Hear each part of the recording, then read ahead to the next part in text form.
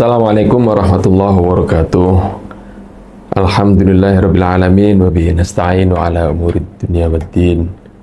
Wassalatu wassalamu ala asyrafil anbiya wal mursalin sayyidina maulana Muhammadin wa ala alihi wa ashabi ajmain, amma ba'du. Para pemirsa, kita masih di Khumul. Kemarin kita mencoba melihat atau membandingkan ya antara hadis orang-orang hadis atau di dalam ulumul hadis dengan apa yang disampaikan di sini terkait khumul, bahwa kalau dalam ulumul hadis itu menjaga muru'ah bagian yang harus dijaga untuk mendapatkan yang disebut dengan kepercayaan masyarakat, karena disebut dengan adlu di dalam ulumul hadis. Syarat seorang perawi harus adlu atau berintegritas. Hal kecil yang diperhatikan di dalam adlu adalah bagaimana orang itu kemudian memiliki perilaku sehari-hari yang tidak menurunkan martabat. Kurang lebih seperti itu, karena saya sering dicontohkan kan perawi hadis terus nongkrong di jalan pakai celana robek-robek itu misalnya, ini contoh yang ekstrim. Itu membuat kemudian orang meragukan integritas ini, apakah dia layak menjadi seorang perawi hadis, bisa dipercaya nggak? Kira-kira begitu sih unsur adlu. Nah, kalau di dalam khumul justru sebaliknya, ketika kemudian orang itu menjadi disegani, kemudian membuat punya potensi orang lupa sama Allah, karena kemudian dihormati orang, itu disuruh untuk menurunkan derajat, dalam tanda kutip, menurunkan derajat, atau mengubur kedirian kita, mengubur sebut saja harga diri kita, supaya kemudian kita ini menjadi orang biasa. Seperti kemarin kita contohkan, ya sudahlah, misalnya ini kalau yang ekstrim, misalnya kemarin ada bupati, kemudian sehari-harinya nongkrong di warung, minumnya jigang gitu ya, nongkrong di warung kopi. Itu kalau di sini konsep khumul itu justru itu yang diharapkan, supaya orang kemudian tidak punya berpikir tentang saya ini hebat, saya ini luar biasa gitu. Supaya itu hilang. Kira-kira itu membunuh ego dalam pengertian kedirian kita itu menjadi sesuatu yang menonjol. Nah, sekarang ini kita lanjutkan, masih terkait dengan khumul, masih melanjutkan yang kemarin. Qala Syekh Zarruq radhiyallahu anhu, wa kama la yasihhu an kaya oleh ora sah apa dafnu zar'i, apa mendem tanduran fi ardin ing dalam tanah rodi aten kang Allah, laya juzu ora wenang apa al khumulu, khumul ngubur diri bihalatin kelawan tingkah ghori mardiate kan ora den senengi. Artinya kalau misalnya kalau kita menanam itu harus di tanah yang bagus. Demikian dia juga khumul. Khumul itu kan mengubur diri kita, kedirian kita ya, bukan orangnya. Kalau orang yang dikubur mati. Kita itu bagaimana menjadi bukan orang yang menonjol, itu disuruh ngubur. Tapi kalau dikuburnya itu di tanah yang tidak bagus, itu menjadi sia-sia, nggak ada khumul gitu kira-kira. Ya ini contoh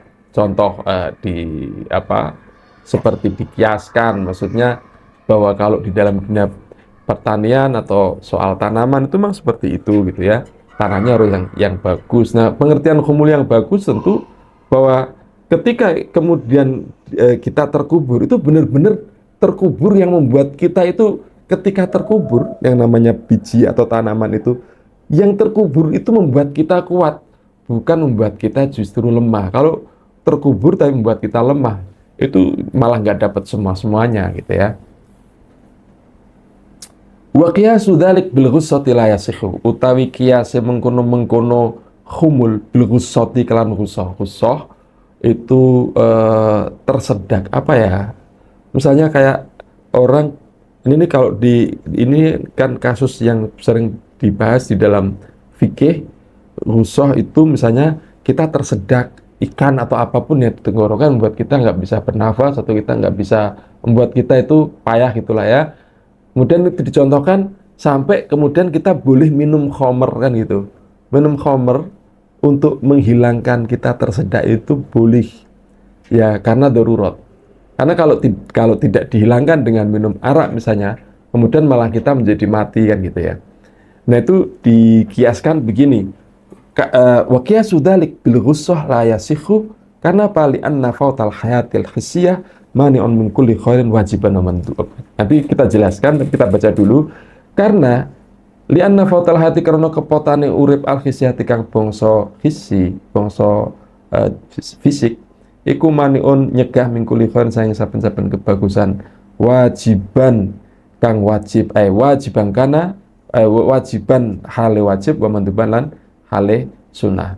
Wa tafwituha utawi ngepotaken iku mau haya al-khisyah ma imkani ibqaya sertane mungkine ngelanggengaken atau melestarikan iku muhaya menjaga hidup iku muharamun ten haramaken ijma'an kelawan ijma' sepakate para ulama liqaulihi ta'ala kana ngendikane Allah taala wala tulqu bi aidikum ila tahlukah wala tulqu lan aja nibakno sira kabeh bi aidikum kelawan tangan sira kabeh ila tahlukati maring kerusakan.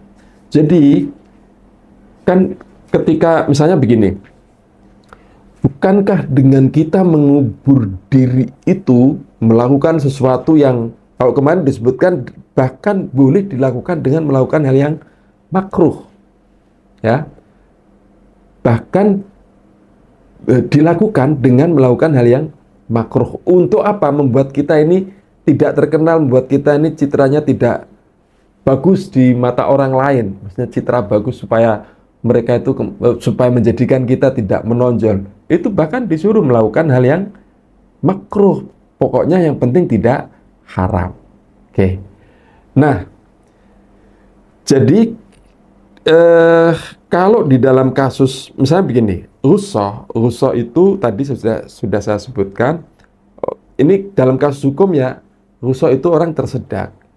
Orang tersedak itu harus diselamatkan karena ini terkait dengan nyawa. Itu yang disebut ketika kemudian kita biarkan rusoh itu, maka kita akan mati. Dan menurut hukum fikih tadi, itu tidak boleh dilakukan. Dalam keadaan seperti itu bahkan kita boleh minum arak, ya, karena darurat atau darurat. Sebagaimana difirmankan Allah, wala tulqu biaidikum ilat tahluka. Jangan jatuhkan dirimu pada kerusakan. Jangan lakukan atau jatuhkan dirimu pada hal yang membuatmu binasa. Nah, kemudian bagaimana dengan misalnya kalau yang di khumul melakukan yang makruh itu gimana? Melakukan makruh aja, bukan sampai melakukan yang haram. Kalau yang di dalam khumul itu kan, jadi kalau di dalam khumul itu kita tidak sampai melakukan perkara yang haram.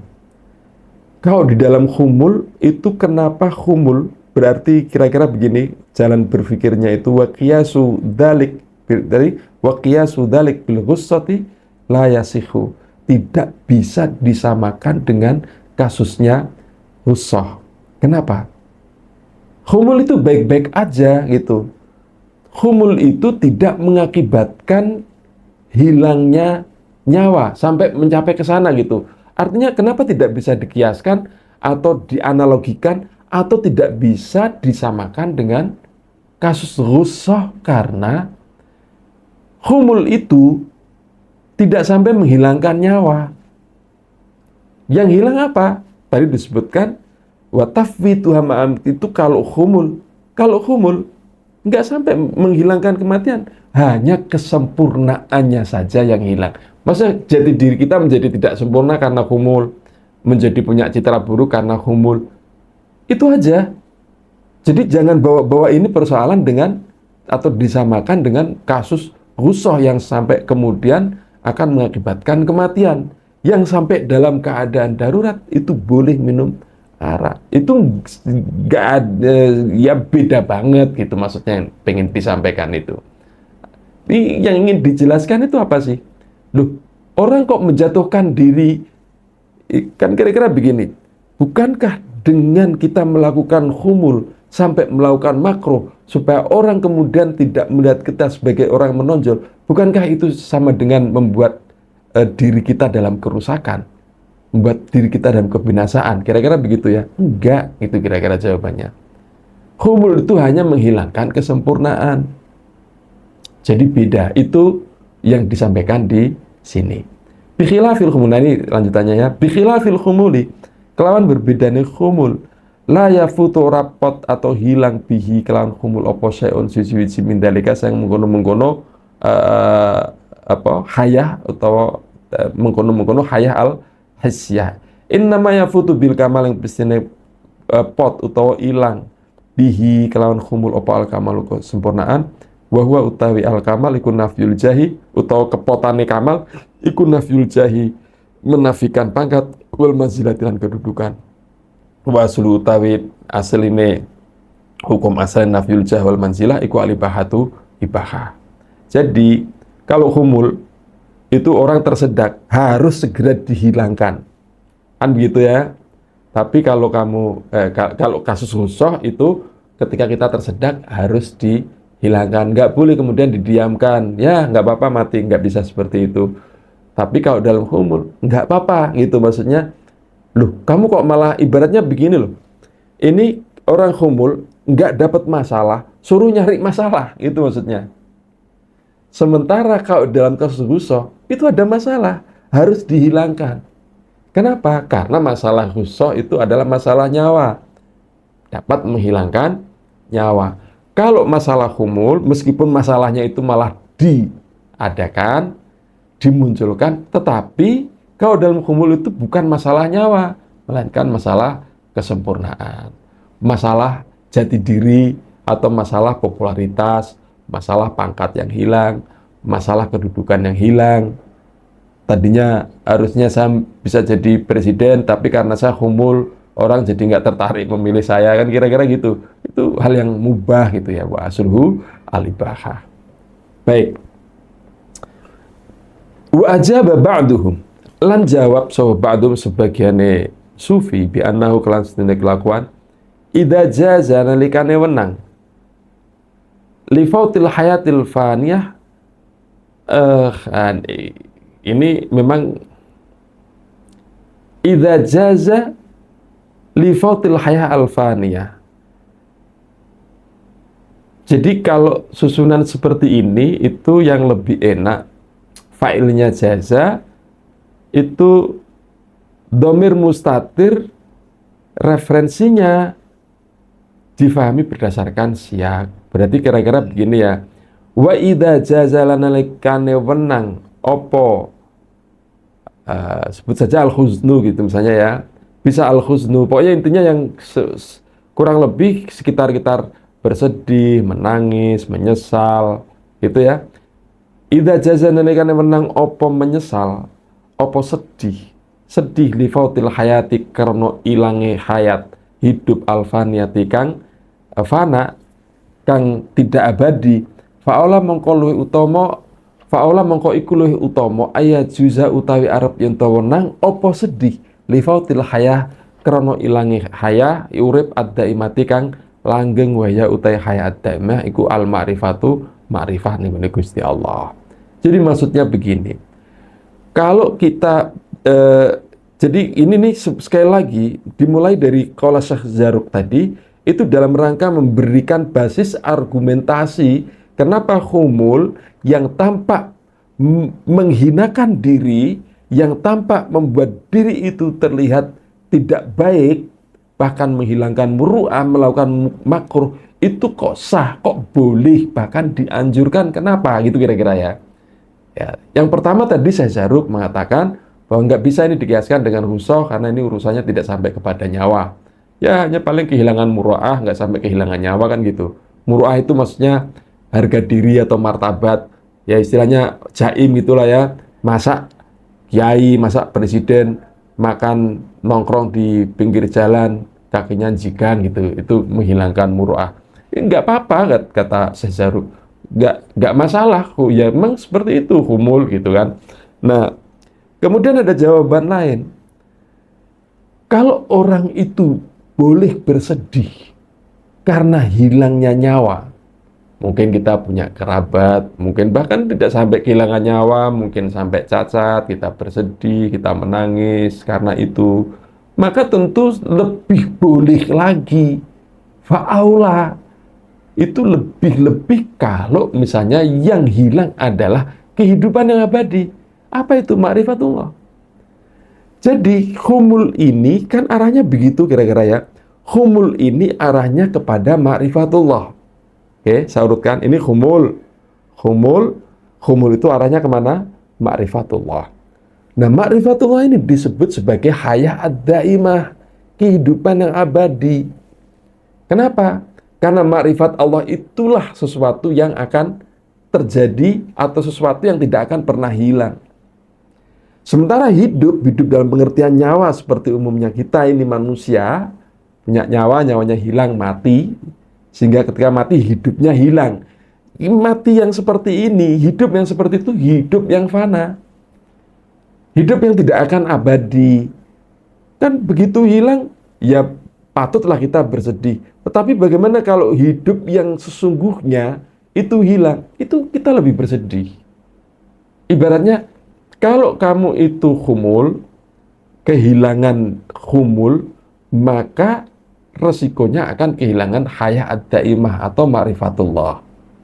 Kalau kamu kehilangan humul, dan ma'rifatullah itu adalah kehidupan yang abadi.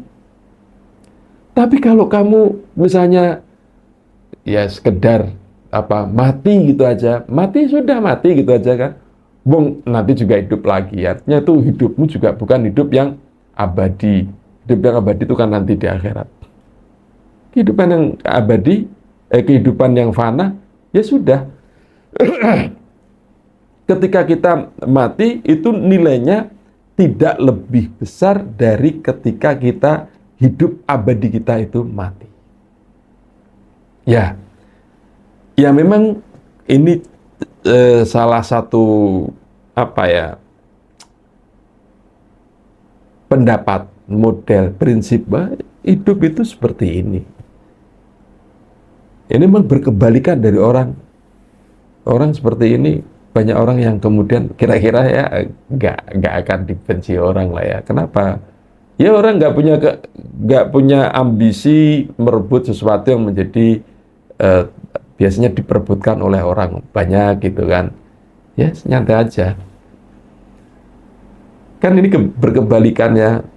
Orang biasanya membangun citra dengan berbagai cara supaya kemudian orang seneng, supaya kemudian orang, kalau konteksnya itu pemimpin dipilih, itu membangun citra, memberi kesan, saya ini orang baik loh, saya ini orang hebat loh, saya ini orang dermawan loh, dengan berbagai cara. Kalau orang humul justru sebaliknya, bahkan ketika dia itu kemudian tampak menonjol, sedih dia dan harus diturunkan itu, supaya kemudian orang tidak menganggap saya ini orang hebat. Kan sebaliknya jadi ya. Bahkan itu bukan dianjurkan. Kamu kalau menjadi sufi sejati, ya kamu harus humul, gitu ya. Ya susah ya, susah. Wa qissatul lissil hamam wa qissatul lissil hamam tasyhadu lahu. Utai ceritane copet kamar mandi iku tasyhadu nyekseni lahu maring humul. Wallahu ta'ala a'lam. Kalau kita bicara di sufi, di dunia sufi itu memang ada namanya qissatu lissil hamam. Hamam itu artinya kamar mandi. Itu kalau nggak salah di Ikhya itu juga ada ya. Jadi itu kisah tentang ada orang yang terpandang hebat, jadi dia sebut saja dia menjadi tokoh di satu masyarakat begitu, kemudian banyak yang memuja-muja begitu ya. Nah, dia tuh merasa galau, kok orang-orang menjadi memuji-muji saya, memperlakukan saya sangat tinggi sedemikian rupa. Itu dia sedih. Karena itu dia justru melakukan hal yang tidak terpuji dalam tanda kutip ya. Apa itu? Suatu saat dia sengaja masuk ke kamar mandi, kamar hammam itu kamar mandi umum ya, terbuka, kamar mandi umum. Kemudian istilahnya, kalau dulu istilahnya patusan panas, kalau sekarang kayak sauna gitu ya. Saya pernah melihat bekas-bekas bangunan yang katanya dulu ini tempat saunanya orang dulu ya, di Andalus gitu. Itu ya saya bisa membayangkan kira-kira orang dulu itu saunanya kayak apa gitu. Dan waktu itu sudah hal yang mewah sekali. Di dunia, mungkin dunia Arab baru yang pertama kali memperkenalkan dengan apa yang disebut dengan sauna. Nah, itu di situ orang ini yang saya sebut tadi sangat terkenal, dihormati, diagungkan, dipuji-puji, diperlakukan istimewa, itu justru merasa galau ketika kemudian diperlakukan seperti itu. Nah, suatu saat dia tuh ke hammam, ya kamar mandi umum gitu aja ya. Nah, di situ kemudian dia ambil baju bagus punya orang ya, ambil baju bagus, kemudian ditutup dengan baju yang buruk punya dia. Lalu dia keluar dari hammam, dari tempat sauna, tempat kamar mandi umum, dia berjalan pelan, memang sengaja. Supaya apa? Supaya orang kemudian akan mencari gitu. Sampai kemudian dia dikejar orang, banyak orang mengejar dia, lalu dibuka bajunya yang jelek di luar tadi, dan baju bagus tadi ditemukan. Artinya baju yang dia curi gitu. Itu sengaja, bukan kepingin bajunya, supaya orang kemudian punya image jelek tentang dia. Disebutkan di dalam cerita itu, kemudian dia dipukuli, disakiti, dan kemudian dia dicampakkan. Tapi anehnya, setelah peristiwa itu dia malah menjadi bahagia. Sekarang dia merasa beban dia karena dihormati, karena diperlakukan sangat mulia, itu menjadi hilang setelah kemudian orang-orang mencampakkan dia, mencaci dia, memukuli dia, karena dianggap orang yang tidak benar. Ya, ini kontroversial sekali kalau orang yang anti tasawuf ya, salah satu yang diserang adalah qissatu lisil hammam.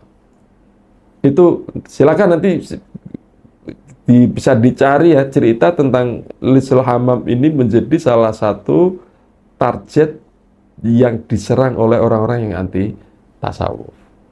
Ya, memang buruk sekali.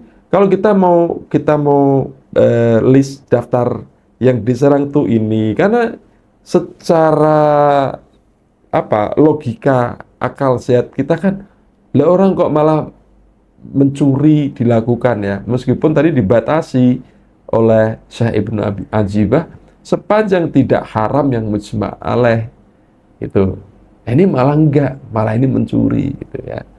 Dan masih banyak cerita-cerita bagaimana orang kemudian menjatuhkan martabat diri sendiri demi khumul. Itu kalau kita baca di kisah-kisah tasawuf, kisah-kisah sufi, banyak mereka hidup yang kemudian mereka nikmati, mereka bahagia dengan status sosial yang justru membuat mereka itu benar-benar terpendam. Dan disitulah kemudian dia bisa fokus untuk khalwat, untuk hanya menjadi berinteraksi dengan Allah, tidak diganggu, tidak ada yang berisik lagi tentang soal nama baik, soal popularitas dan seterusnya. Itu hilang sehingga bisa fokus pada urusan diri sendiri. Nah, sahabat sekalian, memang ini satu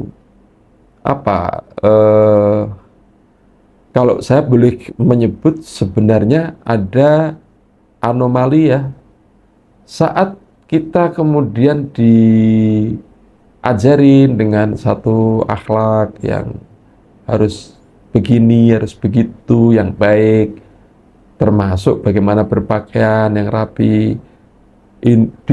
Seolah-olah, saya mengatakan seolah-olah, karena saya memahami substansinya itu bukan soal berpakaian buruk, kemudian menjatuhkan citra dengan cara-cara yang sedemikian rupa, enggak.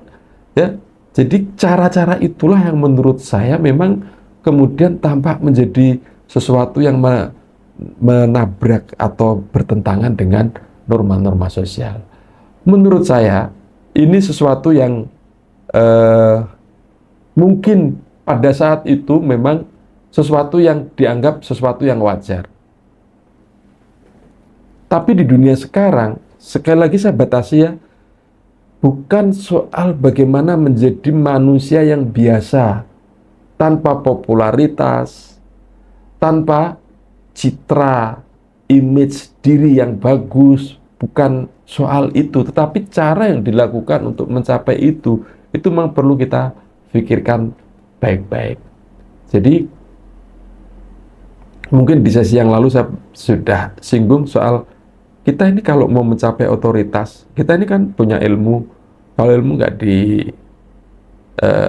amalkan, tidak ditularkan, itu uljima bilijam minan.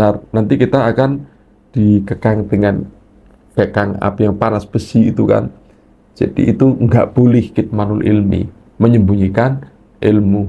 Tapi orang gimana mau dipercaya orang kalau kemudian kondisi kita ini kondisi yang tidak benar, yang tidak meyakinkan gitu. Ini kan soal otoritas seperti yang bicarakan dalam soal ulumul hadis kemarin. Oke. Nah, bagaimana sebaiknya? Ini menurut saya satu gagasan yang menurut saya luar biasa.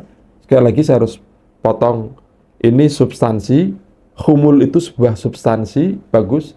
Tetapi soal cara, mari kita berbicara bagaimana cara humul itu tidak selalu dalam bentuk-bentuk yang kemudian justru membuat kita ini bukan siapa-siapa yang sampai melakukan hal-hal yang tidak diperbolehkan. Seperti tadi qissatul lisil hamam. Ya, banyak hal lah ya. Misalnya begini, kita menjaga supaya kita ini dimulai dari kemudian tidak menjadi orang yang ditokohkan gitu ya, menjadi orang yang tidak dikenal, itu kan bukan sesuatu yang untuk orang-orang tertentu ya susah gitu ya. Contoh paling gampang kan begini, sebut saja misalnya ada anak tokoh, ada anak kiai di dunianya, itu kan tetap saja dia itu lahir sudah membawa status sosial. Menjadi aneh kemudian ketika status sosial itu dirusak dengan cara-cara yang kemudian justru memberikan citra buruk. Ya tentu cukup dengan misalnya, oke, perlakukan biasa-biasa aja. Yang penting dalam hati kita itu kita tidak sampai kemudian merasa kita itu lebih hebat, lebih baik karena punya status sosial yang lebih tinggi, enggak gitu maksud saya. Sekali lagi saya perlu sampaikan, bahkan ketika Malik bin Nadlah sahabat Nabi itu, misalnya sahabat Nabi datang ke Nabi dengan pakaian yang lusuh, yang tidak bagus, itu diingetin sama kanjeng Nabi, kamu kan punya duit, kenapa nggak pakai pakaian yang bagus, kurang lebih seperti itu. Idza atakallahu malan falyuri atharuhu alaik. Makanya ini soal madhab. Kalau kita berbicara tentang sahabat sendiri, itu sahabat juga punya cara berpikir dan pola pikir yang berbeda-beda. Nah, salah satunya tadi Malik bin Nadlah, ya diingetin gitu intinya ya. Kemudian pernah suatu saat Abu Darda gitu ya, itu ketika kemudian dia tidak peduli dengan istrinya, dia tidak ya benar-benar hidup untuk seperti apa ya, sebut saja kemarin bahasanya tuh ash'ath akbar, lusuh, kumuh, rambutnya gimbal itu. Diingetin, kamu itu wali badanika wali usrotika, sebenarnya wali badanika alaika hakon, misalnya kamu tuh punya hak untuk merawat tubuhmu, jangan bikin tubuhmu tidak sehat, kamu keluargamu punya hak atas kamu, terus dia tidak kemudian tidak peduli dengan dunia sekitarnya. Ini saya hanya kekhawatiran saya tuh hanya begini. Kemudian itu memunculkan kelompok-kelompok ya nyun sewu. Saya juga tidak yakin bahwa ini karena ajaran tasawuf ya. Nyun sewu misalnya ajaran gluntrung gitu kan, jalan ziarah, jalan kaki. Saya juga bingung gitu. Sekian bulan jalan kaki betul. Dan saya nggak tahu dengan tampilan yang as'ath aghbar gitu ya, karena rubah as'atha aghbaro itu kan seperti dulu saya pernah sampaikan, saya bukan anti bukan, tapi maksud saya begini, itu harusnya cara-cara seperti itu menampilkan diri yang sangat buruk itu bukan bagian dari cara kita untuk humul. Kurang lebih seperti itu ya sahabat sekalian. Bahwa kemudian pada masa-masa lalu itu dianggap sesuatu yang biasa, ya mungkin di masa lalu seperti biasa. Karena ini kalau kemudian menjadi tren dunia ini, kita ini jadi khalifah Gusti Allah itu kan wasta'marakum fiha. Apa itu? Ya dunia itu untuk dihidupkan, bukan untuk ditelantarkan gitu ya. Kita melakukan pembangunan dan seterusnya, karena hidup itu dinamis, bergerak ke depan. Ya, saya bilang makanya kemudian orang bertanya-tanya, apakah tasawuf itu identik dengan hidup yang statis? Dalam pengertian bahwa tasawuf itu ya sudah urusannya sama Allah aja, dan pengertian hidup sama Allah itu sangat-sangat terbatas hanya pada bentuk kholwat begitu aja. Ya menurut saya itu sebuah pilihan, tetapi ketika itu menjadi tren atau bahwa itulah yang seharusnya dilakukan, semua orang meyakini itu, maka umat Islam tidak pernah akan bangkit sih, menurut saya begitu ya, menurut saya begitu. Ya saya bukan, sekali lagi saya disclaimer, saya tidak pernah masuk Thariqah sampai sekarang ya, belum masuk Thariqah, sehingga mungkin orang menganggap wah ya Pak Najib bilang begitu karena belum bisa masuk Thariqah. Serius, saya punya teman Thariqah, saya tanya gitu kan, satu sikap yang menurut saya aneh ya gitu ya, tapi menurut teman saya nggak bisa menjawab kamu gitu. Dia bilang begitu. Kenapa? Kamu tuh bisa terjawab kalau kamu masuk ke dunia itu maksudnya. Saya suruh masuk Thariqah, masuk dunia kesufian, baru saya nggak usah jawab, pertanyaan kamu akan terjawab sendiri, ya bilang gitu ya. Mudah-mudahan di suatu saat sih. Balaqad sami'tu Syekhana radhiyallahu anhu yaqulu, lan teman-teman krungu ingsun Syekhana ing guru kita radhiyallahu anhu yaqulu, tak krungu hal ing ngendika sapa Syekh, al faqirus shadiq, utawi fakir as-shadiqu kang jujur, atau as-siddiqu kang jujur, iku yaktulu membunuh sapa al-fakir nafsu ing awak dene al-fakir biat nasya'in nal mubahi, kelawan sak rendare sesuatu nal mubahi sang perkara sing mubah. Orang fakir yang jujur, dia akan membunuh dirinya, tanda kutip ya, membunuh dirinya artinya kedirian atau jati dirinya dengan hal terendah dari masalah yang mubah. Tetapi sebaliknya wal fakirul kadzabu, utai fakir al kadzabu sing goroh yang tidak jujur, iku yaqau tumiba sapa al fakirul kadzab fil muharrami ing dalam perkara sing haram, wala yaqtulan orang membunuh sapa al fakir ha ing nafsu. Wa kana katsiran ma yanha 'anil ahwal ad-dulmaniyah wa yaqulu, wa kana sapa syekh iku katsiran ma iku katsiran akeh banget katsiran ma sering gitu ya, sering wa kana ana sapa syekhuna iku katsiran ma yanha iku sering ngoten yanha nyegah sapa iku moseh anil ahwali sang pira-pira keadaan ad-dulmaniyati kang dolim, wayakulu indana iku ing dalam sanding kita minal mubah sang perkara kang mubah, ma utai perkara yunine kang nyugihno utawa nyukupno apa mana ing kita anil muharram sang perkara sing haram, wal makruhilan makruh. Wa masu'alu anapun utai jaluk, fa inna ma ing pesen utai soal huwa iya soalikum makruhun makruh au haramun utawa haram. Liqasdiqutil asbahi ma'al kifayah, karena bahan pokok atau makanan pokok asbah. Asbah itu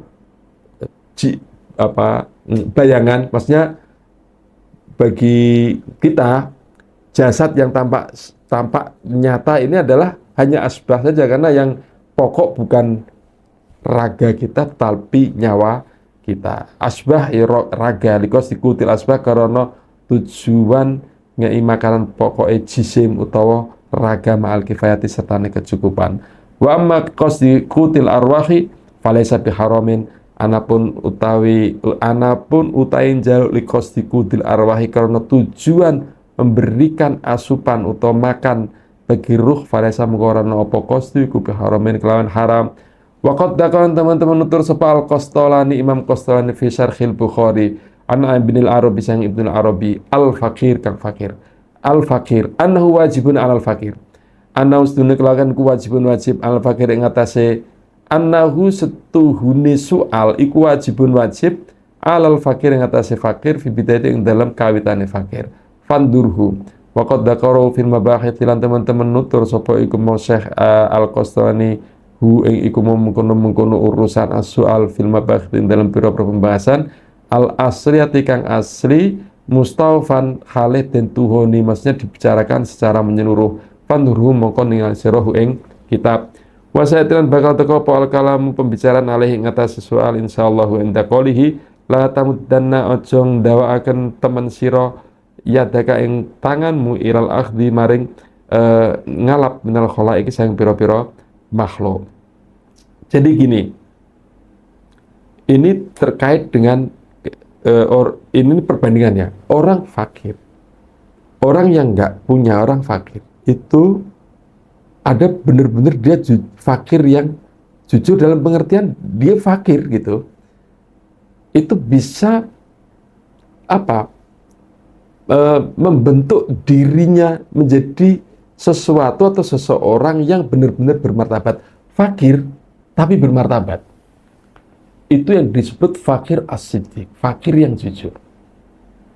Tapi sebenarnya fakir yang kadzab, fakir yang nggak jujur itu dia sudah nggak punya kendali, ya maksudnya dengan mudah tanpa ada sedikit kendali, gak ada penghalang sedikit pun ketika dia melakukan sesuatu yang haram.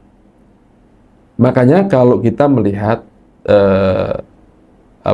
seorang fakir yang sejati, yang bermartabat, maksudnya fakir sejati itu gimana ya? Maksudnya fakir, ya gini, saya mau sampaikan begini dulu. Fakir tidak fakir itu kan sebenarnya pemberian Allah, itu keadaan ya sama lah. Seperti orang itu menjadi laki-laki atau perempuan, meskipun saya memberikan contoh yang ekstrim ya, karena laki-laki perempuan kita tidak bisa kemudian menjadi berubah gitu ya. Meskipun sekarang ada namanya operasi kelamin, tetap aja itu tidak mengubah status kelamin kita. Nah, fakir itu pemberian dari Allah, ghani, kaya itu juga pemberian dari Allah. Jadi itu suatu kondisi gitu aja.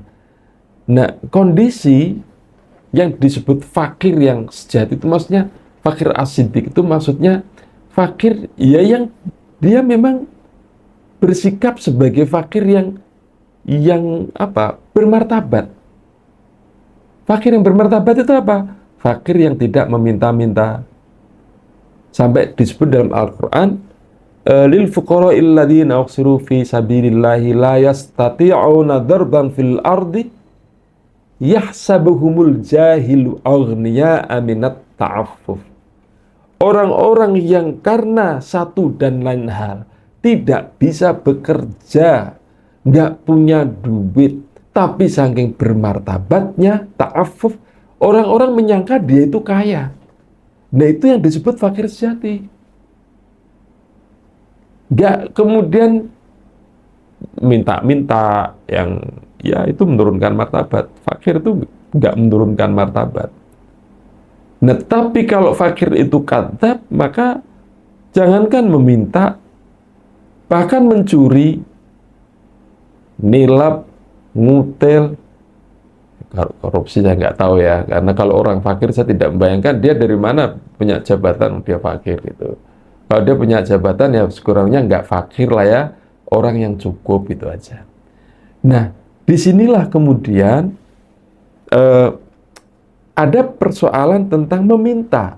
Itu kalau kita membahas meminta itu memang kalau di sufi itu memang benar-benar apa rigid ya. Kalau kita misalnya baca Al-Ghazali, bagaimana meminta? Meminta itu harus dilihat. Kita tidak boleh meminta kecuali gitu ya. Bla bla bla bla bla. Itu yang paling ekstrim kan begini.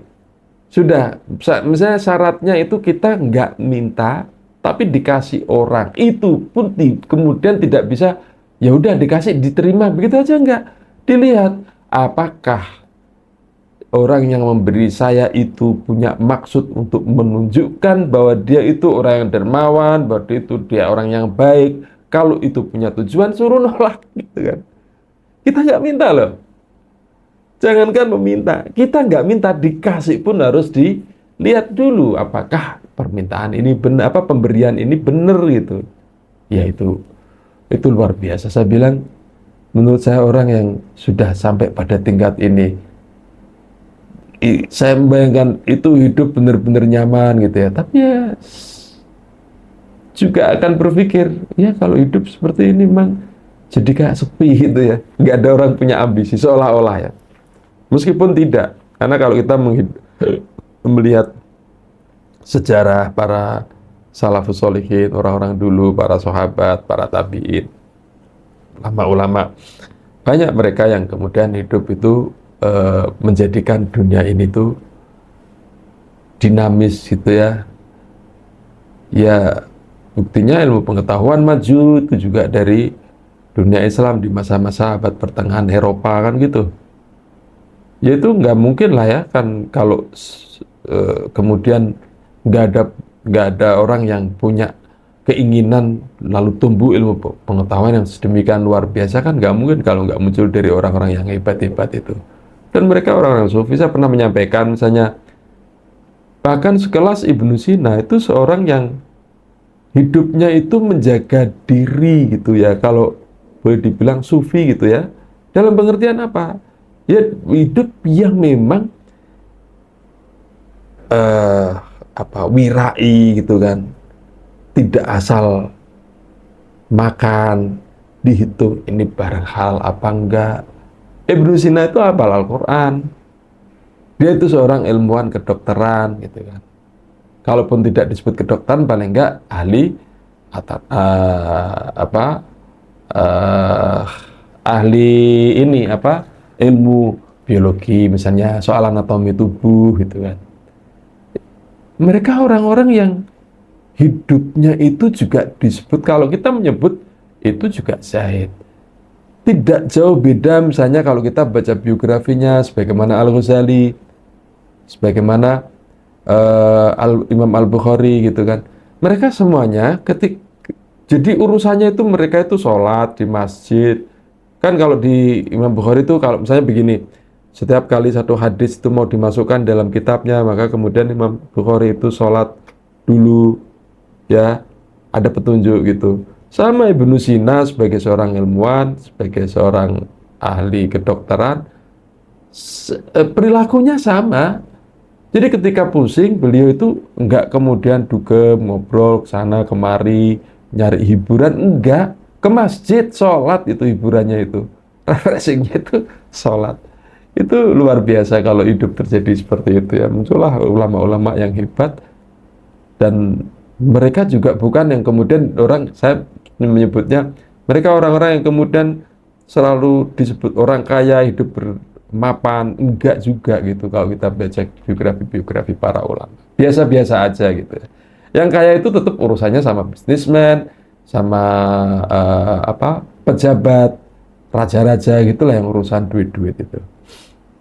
Dan orang-orang seperti ini termasuk orang yang juga tidak kemudian mudah menerima pemberian dari pemerintah gitu ya, tetap dilihat itu. Makanya kalau kita baca di Al-Ghazali itu luar biasa sekali soal bagaimana bersikap. Ya termasuk di sini nih. Wa mas'alu fa inama huwa makruhun aw haramun. Sekurang-kurangnya meminta itu hukumnya makruh. sekurang-kurangnya. Jadi kan layas alunan nasa ilhafa, apalagi minta dengan cara apa ya, mendesak gitu ya, mendesak itu sesuatu yang buruk sekali. Dan akhlak ini nih penting menurut saya. Saya sering menyampaikan kadang-kadang ini kita secara personal mungkin bermartabat, gagah, tapi kadang-kadang untuk organisasi, untuk lembaga, bahkan untuk rumah Allah itu kita nggak bermartabat. Apa maksudnya? Yun sewu, ketika kita membangun masjid kemudian kita menutup jalannya, kita tutup, nggak tahu itu, menurut saya sih itu termasuk gosip ya, karena jalan itu bukan untuk dihentikan, itu entah tanpa izin, entah tanpa tidak, itu kemudian dihentikan menjadi pelan, kadang jalan jadi rusak. Demi apa? Demi membangun masjid gitu kan, dapat infak 1.000, 2.000, 3.000, 4.000 gitulah kira-kira di pinggir jalan. Menurut saya ini sebenarnya ini tidak bermartabat secara kelembagaan. Ya mungkin secara personal beda lagi ya. Yang bermartabat itu ya bangun dengan lingkungan warga sendiri, semampunya, nggak harus dikejar, segera selesai. Dan saya masih ingat itu Mbah Mun itu termasuk, Mbah Mun itu nggak setuju yang model bangun masjid kemudian jalannya ditutup minta-minta itu ya. Dan itu memang benar, karena ini bagian dari bermartabat secara kelembagaan. Nah sekurang-kurangnya itu makruh.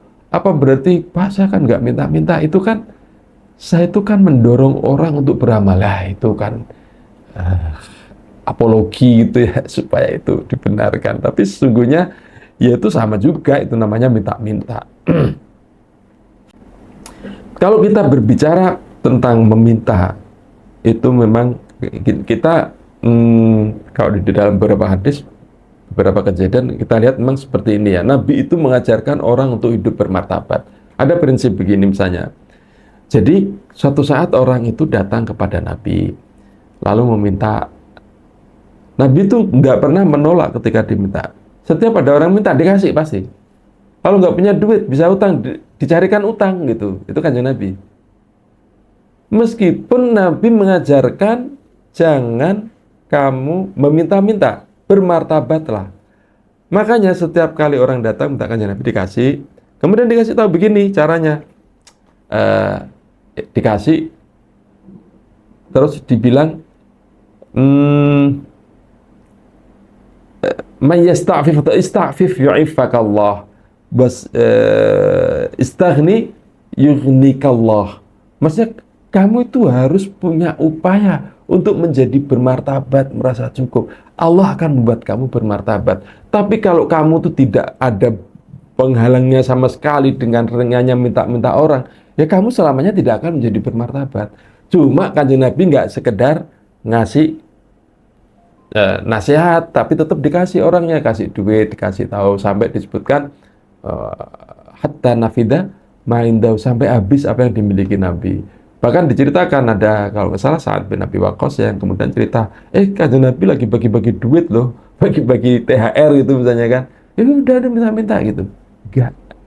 Kanjeng Nabi itu Sa'ad bin Abi Waqqas, ibunya bilang, nggak usah, kamu jangan ikut-ikutan, nggak bermartabat, kira-kira begitulah. Tapi di suatu saat ada orang minta, kanjeng Nabi nggak ngasih. Ada orang minta, terus ditanya, jangan minta-minta, kamu punya duit nggak? Kamu punya apa di rumah? Saya hanya punya panci, qas'ah wa khilsun, itu dalam bahasa Arab ya, dalam hadis disebutkan. Apa artinya? Hanya punya panci sama khilsun, itu tikar. Maksudnya dia bisa dipakai untuk tikar, tiduran, bisa dipakai untuk di onta gitu ya, untuk pelana itu ya. Untuk alas di onta gitu. Joknya lah, jok di onta. Itu khilsun. Sama kanjeng Nabi, bawa ke sini tuh sama yang kamu punya. Dilelang.